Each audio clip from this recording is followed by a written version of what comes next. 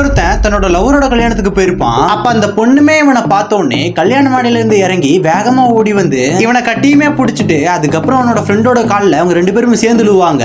பார்த்தா இது எல்லாமே அவனோட கனவா இருக்கும். இப்ப அந்த பொண்ணுமே மேடையில தான் உட்காந்துருப்பா. இவனுமே அந்த பொண்ணை பாக்குற மாதிரி பஸ் ஸ்டோர்ல போய் உட்காடுறான். அப்ப அந்த பொண்ணு கிட்ட ஒரு தட்டை கொடுத்துட்டு புடவை மாத்திட்டு வர சொல்லுவாங்க. அந்த பொண்ணு போகும்போது இவனுமே சோகமா இருக்க மாதிரி நடிப்பான். அப்ப அந்த பொண்ணுமே ட்ரெஸ் மாத்திட்டு வந்த பிறகு கையில ஒரு லெட்டர் வச்சிருப்பா. அது ஒரு சின்ன பையன் கொடுத்து அனுப்பி விடுவா. அந்த பையனுமே நீங்க காசு கொடுத்தாதான் நான் லெட்டர் கொடுப்பேன் அப்படின்னு சொல்லுவான். இவனுமே என் கையில இப்ப காசு இல்ல அப்படின்னு சொன்னோடனே உடனே அந்த பையன் சட்டையை தூக்கி ஜிபே காட்டுறான். ஜிபேல காசு அனுப்புன பிறகுதான் அந்த பையனுமே லெட்டர் கொடுக்குறான். அந்த லெட்டர் வாங்கி பார்க்கும்போது ஃபர்ஸ்ட் பந்தில சாப்பிட்டுட்டு சைலண்டா போயிருங்க அப்படின்னு எழுதியிருக்கா. அதை பார்த்தோன்னே சோகமாக இருந்து கிளம்பி போறானுங்க. அப்பதான் ஒரு பொண்ணு பின்னாடி இருந்தவன் மேல கை வைக்கிறா. யாருன்னு பார்த்தா இவன் 12th படிக்கும் போது ஜெராக்ஸ் கடையில வச்சு ஒரு பொண்ணுக்கு லவ் லெட்டர் கொடுத்திருப்பான். அந்த பொண்ணு தான் இந்த பொண்ணு.